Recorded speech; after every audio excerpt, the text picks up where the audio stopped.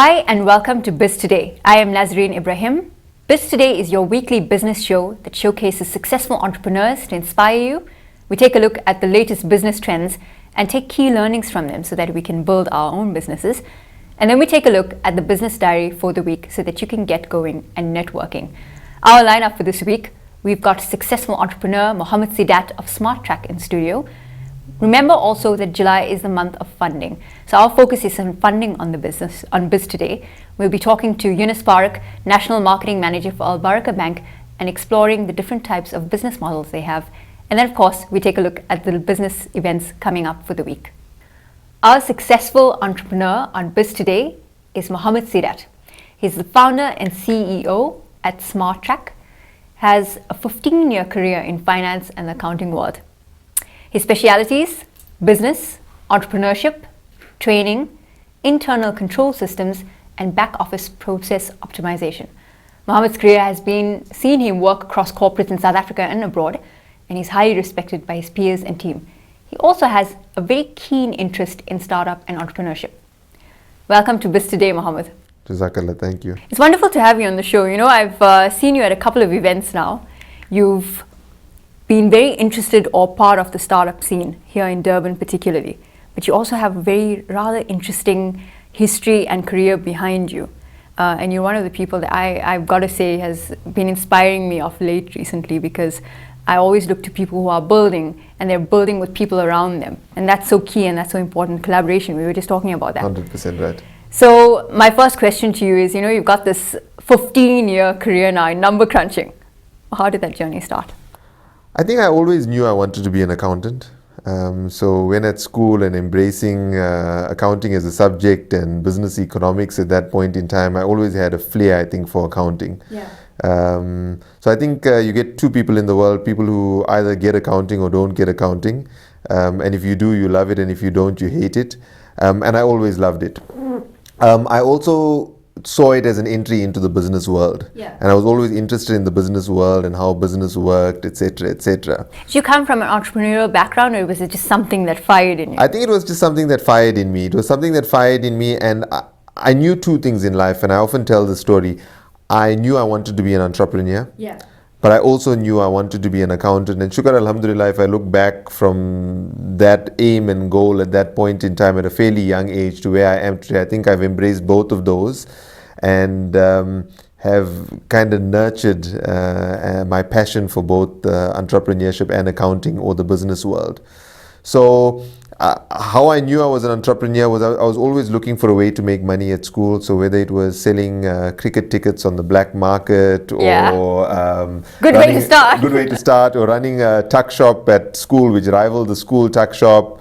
What did you sell at rival the school tuck shop? Oh, I sold chocolates and chips and ice lollies and whatever I could to make money. So I always knew that I had a passion for to be an entrepreneur, and then obviously to be an accountant as well.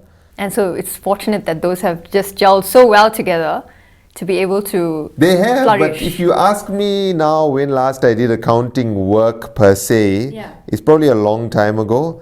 But I think the strong foundation that I had allows me to do what I do, and to be able to consult to businesses, and to be able to see weaknesses in businesses or strengths in certain businesses, or have a vision of opportunity, which you often need as an entrepreneur to almost look into the future and see what's coming and prepare for it. So of course that makes me think now about your education journey and what brought you to. So how did it help you in business? If you can give us a bit of insight so we understand exactly, because we're going to talk about this a bit later, No the problem. debate about higher education and whether it's necessary for entrepreneurship. But what was your education background? My background was I went to school in Durban, and then I was obviously in matric preparing to go to university, and it was fairly straightforward. I would probably have gone and done a Bachelor of Commerce and then gone the accounting route.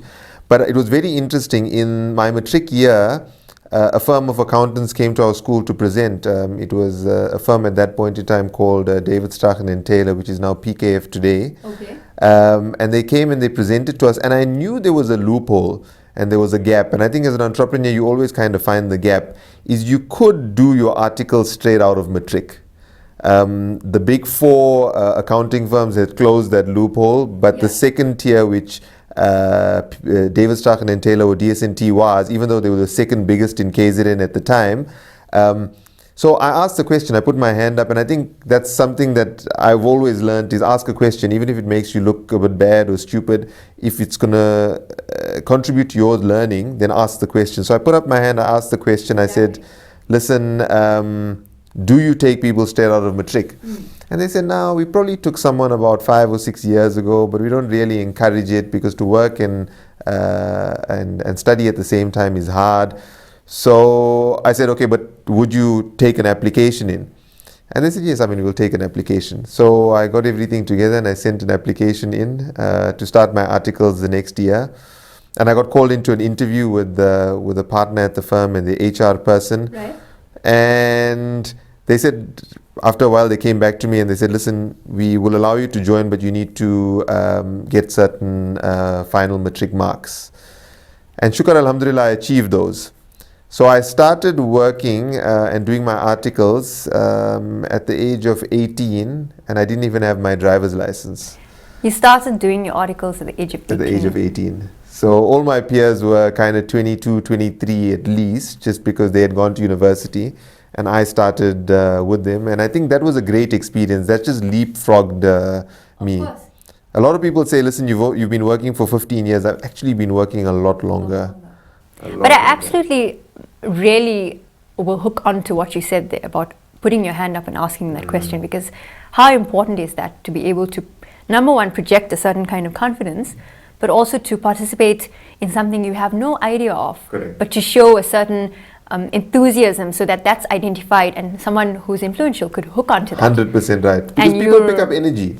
When I recruit now, I look for energy. You can teach a person's skill. So I look for two things. I look for energy and attitude. Because everything else can be taught or learned.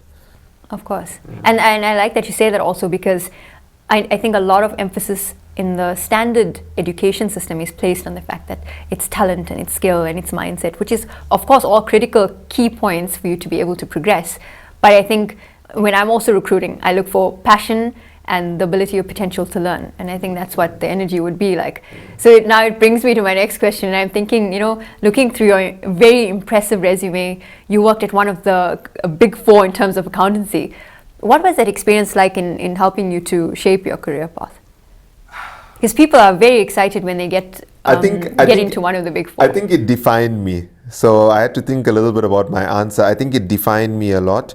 Defined me in terms of what I wanted and what I didn't want. Right. So essentially what happened at my time at that firm, and I had 2 stints at that firm. The first was in an internal audit kind of role, and then I got headhunted out of the firm into industry as a CFO, and then I got asked to come back to the firm.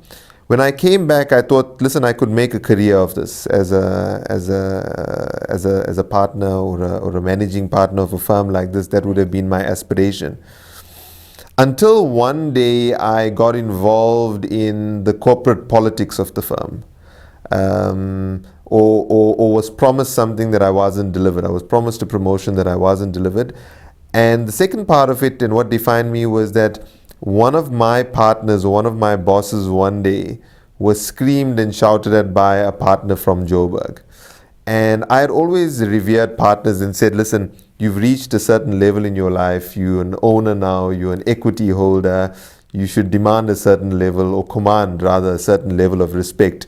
And I think that day I decided that I would never want to be an employee.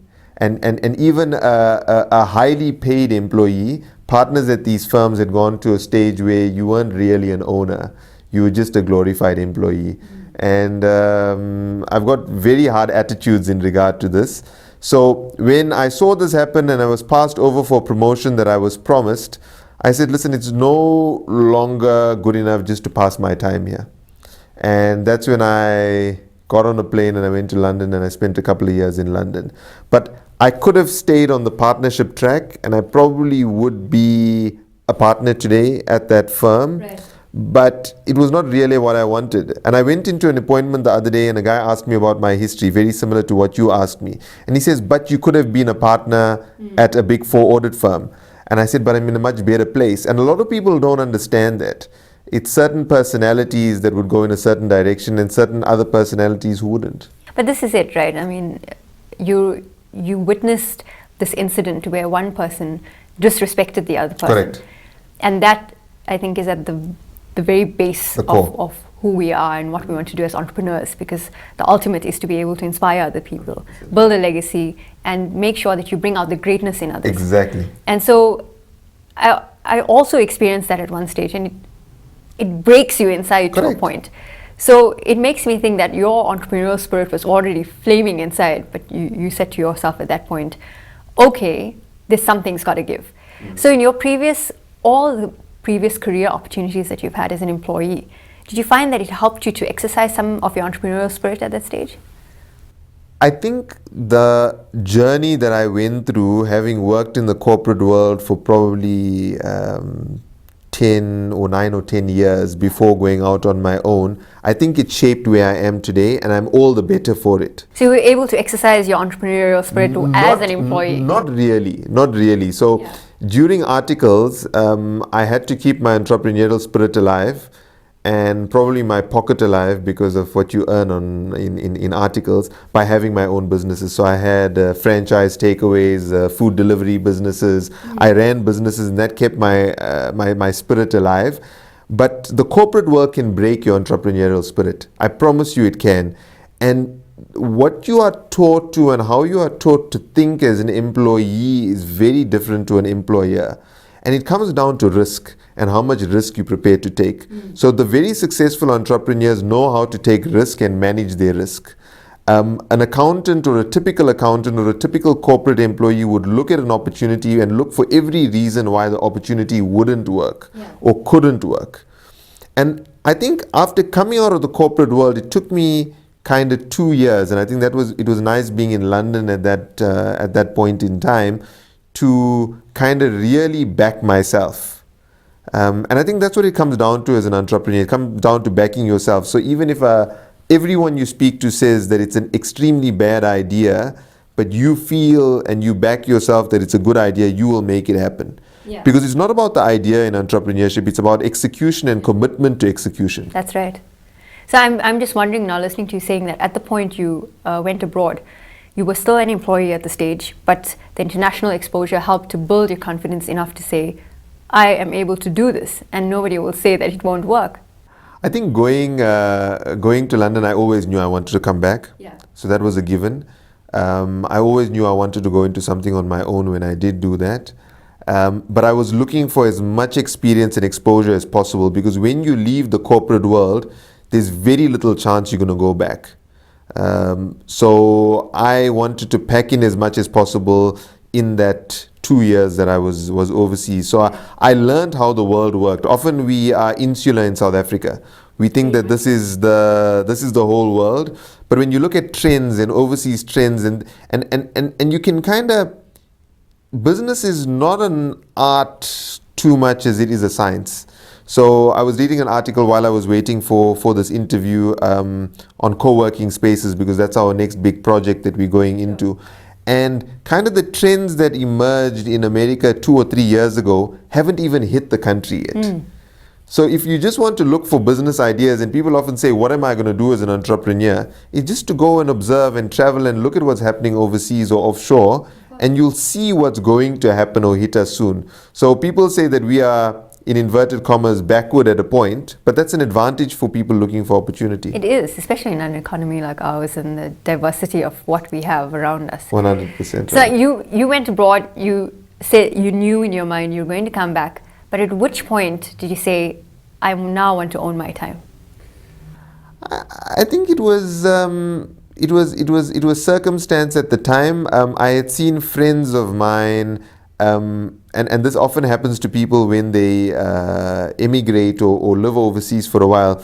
There's a point at which you cannot come back, because you're too entrenched in that arena or world of living or lifestyle. And I didn't want to get into that kind of zone, because it would have made it harder. So a lot of my friends, for example, overseas, want to come back. They love South Africa, but they're so entrenched in their lifestyle and their children in schools or their work or their business overseas that they can't actually extricate themselves to come back. So I didn't want to get into that zone. Not that mine is any better than theirs or theirs is any better than mine. It was just a choice of mine. Yeah. And I wanted to be young enough that I could have the energy to push business on my own, because it's not easy. I don't know when these will end, but I still work 16 to 18 hour days. And you need the energy for that, because I don't think in 10 years time I won't be able to do exactly the same thing. Of course. You feel the level of commitment that you have is, I think it would be better supported and you'd feel much easier knowing you're in an environment that you grew up in, or that nurtured you. So exactly. I can understand why you said you wanted to come back and be able to establish something, and also in a way give back to the place that you came from. I think, and I must be honest, it wasn't, now it's at a point where I'm giving back and I'd like to give back, but at that point it was extremely selfish, and I must be truthful about it. Sure. It was that I need to make this happen. With Allah Ta'ala's help, I need to make it happen on my own, and I will do what it takes to make it happen. And that I mean, when I started off, it was me and my laptop, doing all the work at night and going out and seeing clients during the day. It sounds pretty much like the drill. I know that drill. And you often try and explain that to a person who's been in the corporate world and they can't understand it. So I've had employees and partners join me in my business, or some of our business units, and they've come from the corporate world, and you see them kind of getting restless at 4:30, 5 o'clock in the afternoon, because they're used to going home at that point in time, and they're used to coming to the office at 8 o'clock in the morning. Yes. Whereas I don't have any, which is a good thing and a bad thing, I don't have any stop and go. In terms of when I wake up in the morning, I start working, and when I go to sleep, I finish working. But you're living and breathing your dream, so yes, that's one of the qualities of an entrepreneur, right? But we won't talk about the qualities now. We're going to explore that a bit more. I want to know more about your current business, Smartrac. We've explored your early life, your education, and what brought you to the point where you said, I'm going to own my time. And I feel very much that you had been building the mindset, and that's critical. You know, every entrepreneur will suddenly wake up and switch on and say, I've got to do something that's going to show greatness. So tell us a bit more about Smartrac. I think what I had identified, and this was critical, you asked me about my time at the Big Four accounting firm. Yeah.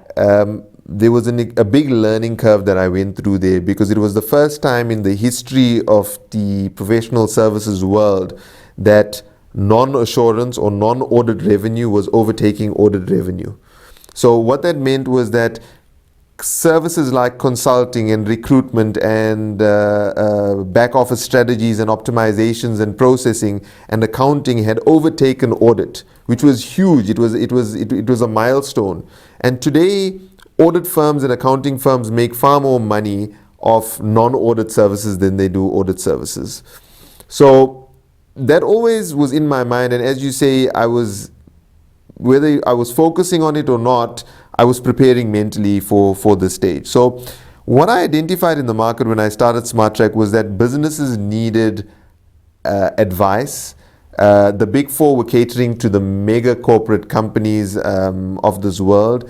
There was a whole gap below that of businesses that needed advice and needed consulting and needed to know what to do with their businesses, needed processes and systems and controls. And I identified this and I said, listen, that's where I want to target. So I started the business primarily as a strategy and management consulting company. And I would go into businesses and I would give them advice, and I would give them tangible advice. So if they were spending R1 with me, then they were making 10 Rand. And this was a revelation to them, because previously they used to pay audit fees for 100 or 200,000 Rand, or even less than that, and they would never get any value out of it. Now they were paying someone for advice and they were getting 10, 20, 50 times the value. My very first client has grown 5 times in the last 6 years that I've been consulting with them. Number one, that's with Allah Ta'ala's help. But number two is just by putting into place stuff that I've seen elsewhere, or that I read up on, or that's best practice in the world. Yeah.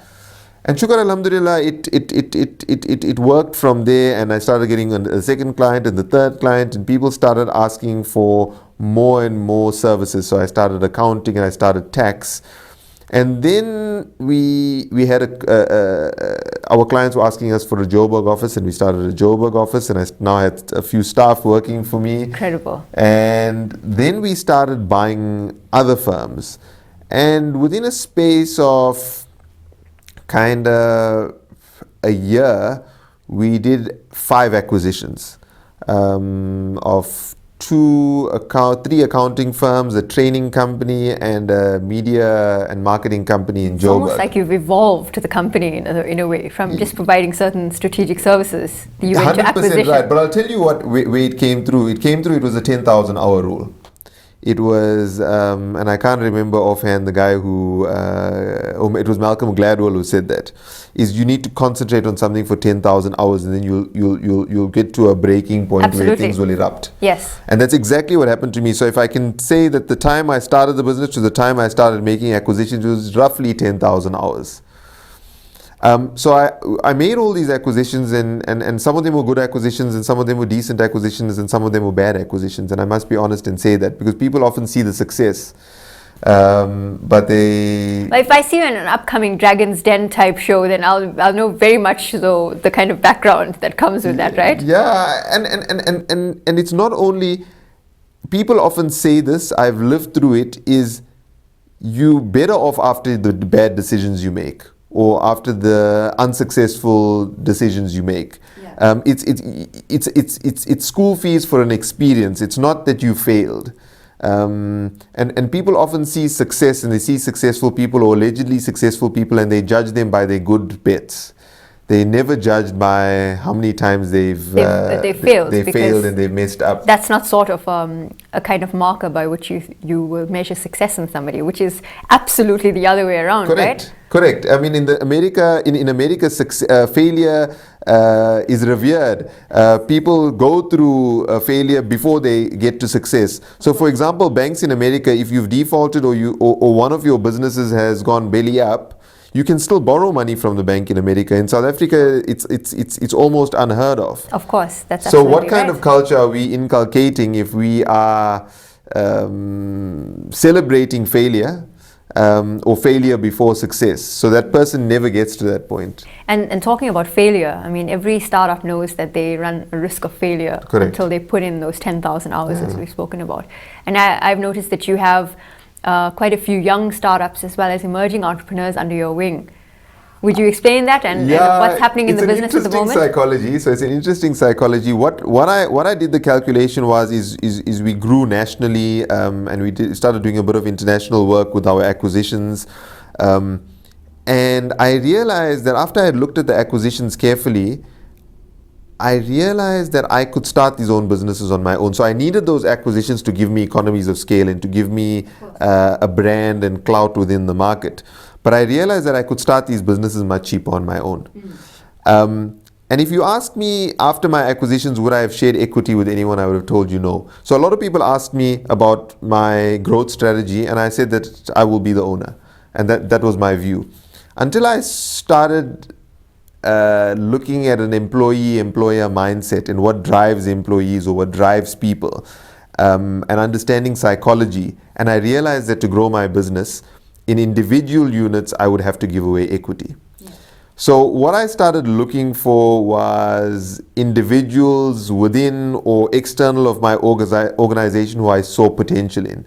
So a mentor of mine says that you need to spend 2 hours a day on talent management. So you need to spend 2 hours a day on interacting with your staff, on finding new staff, on finding new people, because ultimately people drive your organization. That's right. And I started looking, and the first business that I backed was employee number 5 of mine. And he came to me one day and he says, listen, I want to go out on my own. I appreciate everything you've done. And I said, listen, let's sit down. What do you want to do?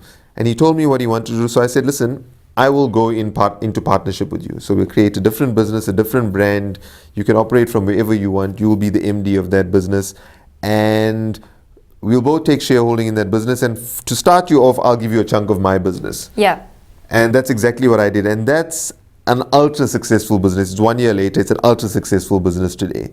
The second business was a legal compliance business. I had found an individual who I felt had a great amount of talent working within the corporate world. Sure. I pulled him out. I said, listen, this is what it is. He's working extremely hard at it at the moment, and it will be a very, very successful business. Muhammad, you sound a lot like James Caan. I know that's his very key strategy. He's one of my icons, so we got to explore that some other time. But we're slowly but surely wrapping up what's a rather interesting conversation. Okay. I mean, it's always inspiring to sit and talk to an entrepreneur who's focused, determined, and doing something great.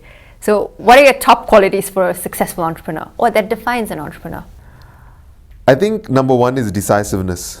So if I ask myself at the end of the day, how many decisions have you made today, or how many hard decisions have you made today, I think that's definitive of an entrepreneur. I think so the opposite is you cannot procrastinate on anything. Yes. So I've learned, and I was a very bad procrastinator. I still possibly am a bad procrastinator, but if you can improve on that daily and say, listen, you need to do the stuff that you need to do today and not hold it off until tomorrow. And I'm bad at that. I still am bad at that, because I think you can continually improve that. So if you make hard decisions, you don't procrastinate. And I think the biggest thing is backing yourself and pushing through, because there's a pain barrier. And there's a quote that goes along the lines of, starting is easy, the middle is extremely messy, and finishing is hard. And that's exactly what you go through every day. I would like to start hundreds of businesses, and it's part of my plan to start hundreds of businesses, inshallah. But you have to go through that with all these. And we often say, listen, we find ourselves in a comfort zone. And as Muslims, we often say, I have enough, so should I go further? But it's not about the money, it's not about chasing, it's about building legacies. Intense personal development. Intense personal development. And other communities have gone out and have done that. And why shouldn't we showcase ourselves as number one, Muslims, and number two, as allegedly successful entrepreneurs? Of course. Yeah. That you've hit on a very good point there, because I know also with Deen TV having launched a new series called Muslink, and highlighting successful, influential Muslim entrepreneurs as well as figures in the country. And it makes a lot of sense what you say. Why shouldn't we push ourselves as Muslims? It's not that we're looking at pride or ego or anything, but it's about creating those figures that will inspire others. So a few final words, Muhammad, for aspiring entrepreneurs. I think you have no option but to be an entrepreneur. You can go through school these days, and we've got an academy of entrepreneurship, which I haven't spoken about, but where we feel that children need entrepreneurial skills at a school level, because when you leave school, you're not guaranteed of university access. Absolutely. We look at the riots. I mean, I shouldn't laugh, but I look at it every year, where at Wits University, there's a million people trying to get into 100,000 places. So you finish school, you have no guarantee of university. Then you go to university, and you have no guarantee of getting a job. Right. So my advice is, you have to be an entrepreneur. There's no other way. You can go into the corporate world and have your kind of earning ceiling, your 9 to 5 security. Your 9 to 5 security, and you'll earn money, but it may never be millions or billions. And it's not about the money. It's about the challenge, number one, and using the money as a measure of success. Nothing else. Yeah. Wonderful. It's just such a pleasure to have you on BizToday. Thank you for having me. I think we can only take away the best of the lessons from your experience, and I really hope you're able to come back and speak with us about your future plans. Inshallah. That was Muhammad Seedat, our successful entrepreneur for this week on BizToday. Next, we'll be speaking with someone about funding. That's Al Baraka Bank, and Smartrac will be talking to us about the types of funding models that they have. Stay tuned, we'll be back.